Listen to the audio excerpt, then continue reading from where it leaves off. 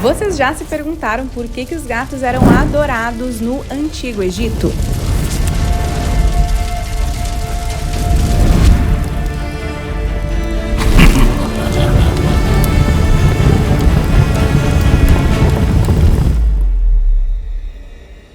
Vamos falar hoje sobre a história dos gatos ao longo dos últimos séculos, para que a gente possa compreender um pouco mais sobre os mitos e os preconceitos que os gatos sofrem até hoje.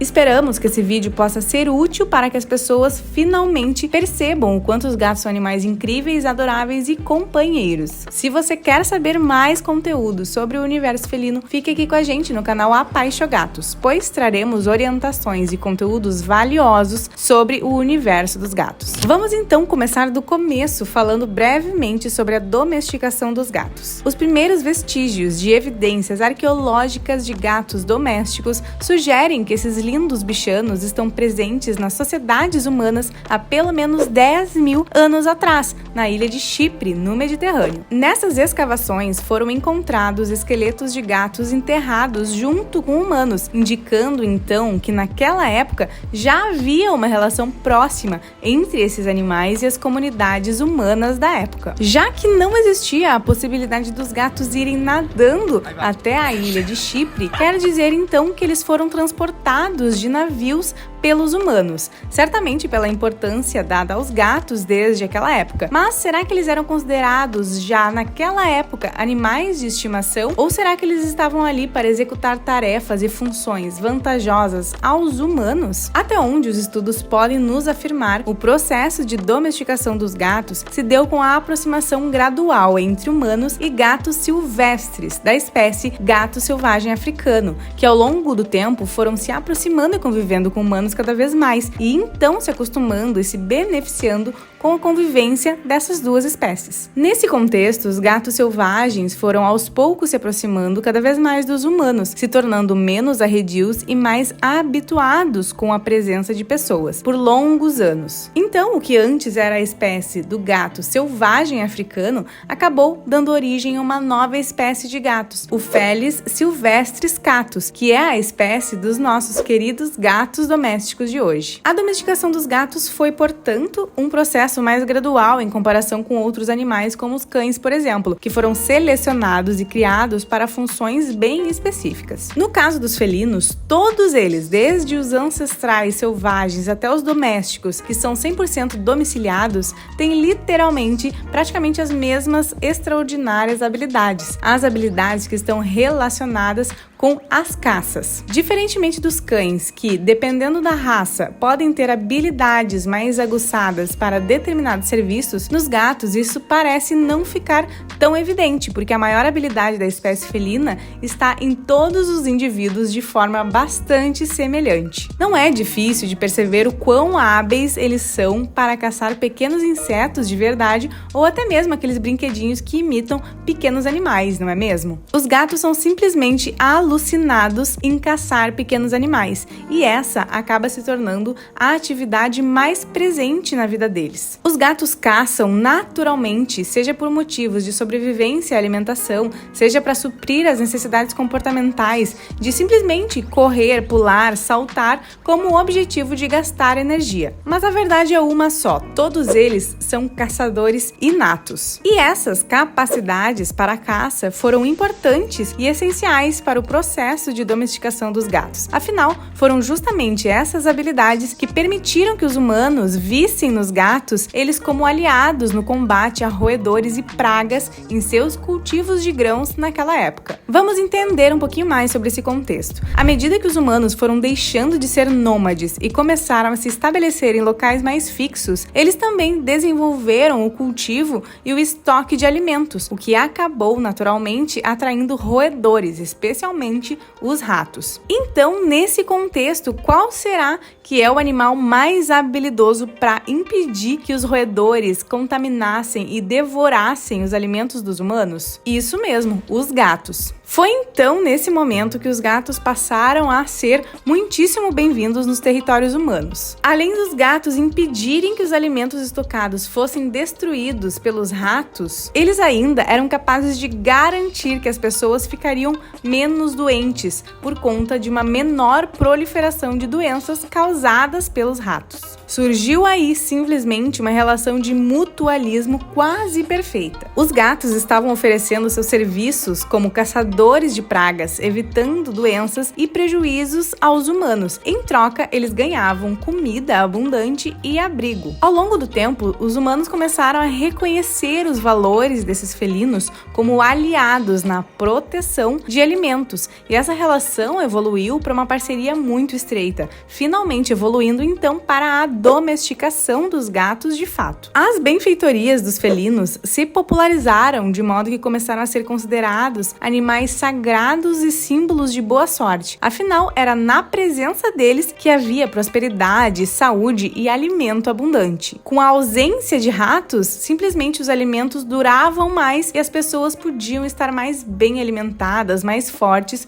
e com menor incidência de doenças. Agora já entendemos um pouquinho o porquê que os gatos se tornaram companheiros formidáveis dos humanos. Mas, em algum momento muito importante da história, os gatos foram muito mais do que companheiros. No Antigo Egito, os gatos se tornaram sagrados. Muitos sabem que nessa época os egípcios tinham verdadeira adoração por gatos, mas pouca gente sabe de onde essas crenças surgiram. Os gatos eram considerados sagrados no Antigo Egito devido à sua associação com a deusa Bastet, a divindade felina da casa, que era a deusa da fertilidade e da proteção. Os egípcios acreditavam que os gatos possuíam qualidades protetoras e traziam boa sorte às famílias. Matar um gato, mesmo que acidentalmente, era considerado um crime super grave. Se alguém fosse culpado de maltratar um gato, poderia enfrentar consequências como multas, punições físicas ou até mesmo a pena de morte, dependendo da gravidade do crime. Os egípcios levavam tão a sério a proteção e o respeito em relação aos gatos, e as leis refletiam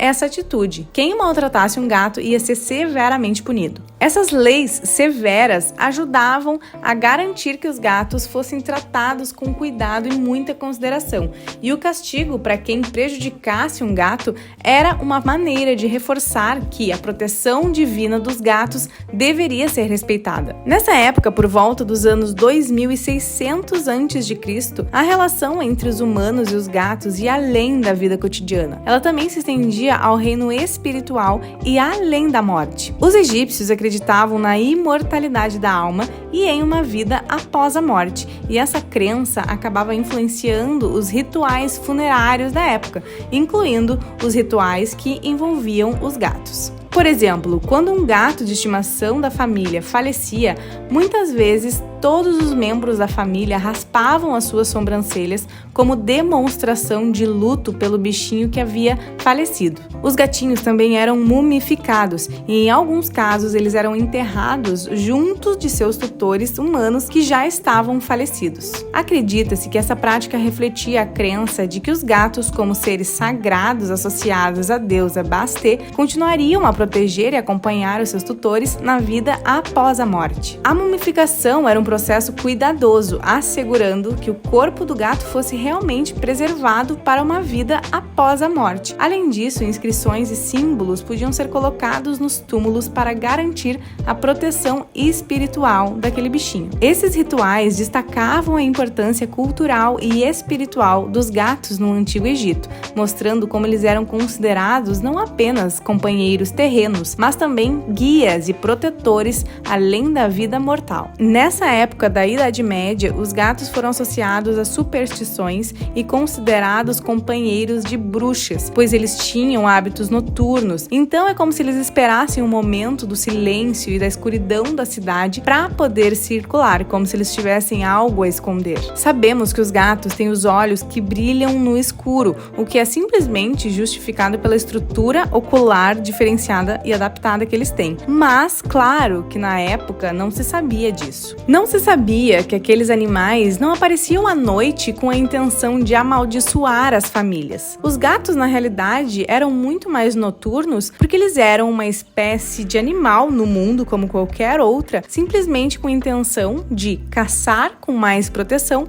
para poder se alimentar e sobreviver. Logicamente que a existência de um gato nada tinha a ver com bruxaria, superstição e maldição, mas as pessoas não sabiam disso na época. Essas características de comportamento e até mesmo de fisionomia dos gatos eram curiosas na visão dos humanos. Eles não conheciam nada parecido com aquilo naquela época. Então, erroneamente, eles foram capazes de associar os gatos a bruxarias e demônios, especialmente os gatos de pelagem preta. E não era uma simples superstição. Os gatos na Idade Média se tornaram símbolo de maldição e passaram a ser perseguidos e exterminados. Essa crueldade absurda contra os gatos persistiu por algum tempo, principalmente com a prevalência de superstições e crenças místicas da época. Crenças essas, na maioria das vezes, promovidas pela Igreja Católica. A Igreja Católica, na época, desempenhou um papel relevante no extermínio dos felinos, pois acreditava-se que os gatos podiam estar associados com práticas pagãs e supersticiosas, o que culminou em uma visão desfavorável em relação aos gatos por parte da Igreja. O que ninguém contava é que durante a Idade Média, no século XIV, culminou a peste negra, também conhecida como peste bubônica, uma doença que causou a morte de mais de 50 milhões de pessoas na Europa. Já que os gatos foram associados às bruxas, eles foram literalmente maltratados e exterminados. Esse extermínio em massa dos gatos desequilibrou completamente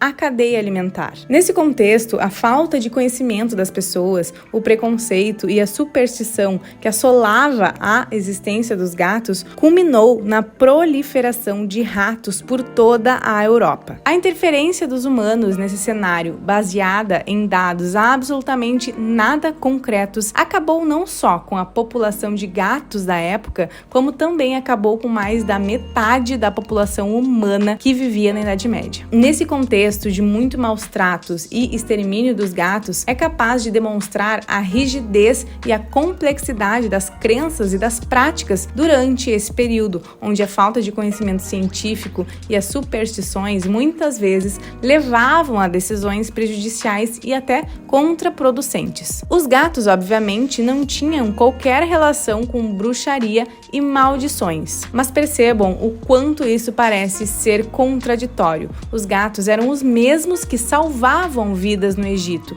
os mesmos que garantiam mais qualidade de vida às pessoas e mais segurança alimentar. Os gatos daquela época são os mesmos animais que vivem conosco hoje em dia, com comportamentos complexos, é claro, mas que devem ser respeitados acima de qualquer coisa, independente das crenças e das convicções das pessoas. Os gatos daquela época, da Idade Média, do Egito e de vários outros pontos históricos, são os mesmos animais que vivem conosco hoje em dia, dentro das nossas casas, com comportamentos complexos, é claro, mas que devem ser respeitados acima de qualquer coisa, independentemente das crenças e das convicções das pessoas da família. Hoje, maltratar animais é crime e as penas são duras. Talvez as penas devessem ser tão duras como lá no Antigo Egito, onde eles eram valorizados tanto quanto uma pessoa humana. Aliás, por que ainda existe essa diferença de tratamento? Por que maltratar um animal para alguns ainda parece ser algo tão normalizado? Talvez o cenário antigo de associar os gatos a seres divinos possa ser um tanto quanto impossível, eu sei disso, mas que a gente possa entender de uma vez por todas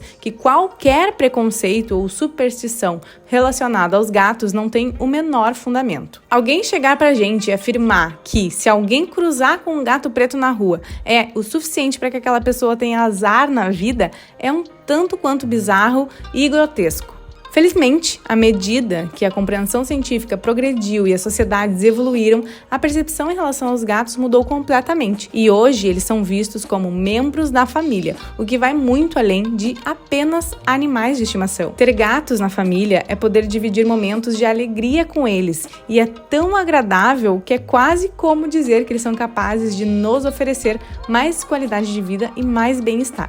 Nós, como tutores de gatos, ao conseguirmos olhar os olhinhos deles e ver ali a pureza que eles transmitem, é muito, muito mais do que simplesmente ter a posse sobre a vida de alguém. Poder admirar a pureza da vida dos gatos é se permitir ter momentos de muito amor e de muita conexão com eles, que inclusive são até difíceis de encontrarmos em outros lugares. Os animais oferecem pra gente apenas o que eles têm de melhor, independentemente da época, do momento, do horário do dia. Eles sempre vão nos enxergar como a pessoa mais importante para eles. Mas claro, para isso eles precisam ser realmente, verdadeiramente respeitados acima de qualquer coisa, acima de qualquer hierarquia, superstição e preconceito. Todo e qualquer animal de estimação precisa ser amado para que ele possa nos amar verdadeiramente em troca e também para que ele possa contribuir para a nossa existência e para a nossa evolução. Então a única coisa que a gente pede para vocês é que respeitem os gatos. Esperamos que tenham gostado do vídeo de hoje, que ele tenha sido útil para ti. Se gostou, nos deixem saber clicando aqui embaixo no botão de curtir e deixe seu comentário aqui no vídeo para que a gente possa trocar ideias e experiências e assim nos tornarmos tutores melhores aos nossos gatos. Se inscreva aqui no canal Apaixogatos e fique por dentro de todos os nossos conteúdos. Nos vemos nos próximos vídeos. Tchau, tchau!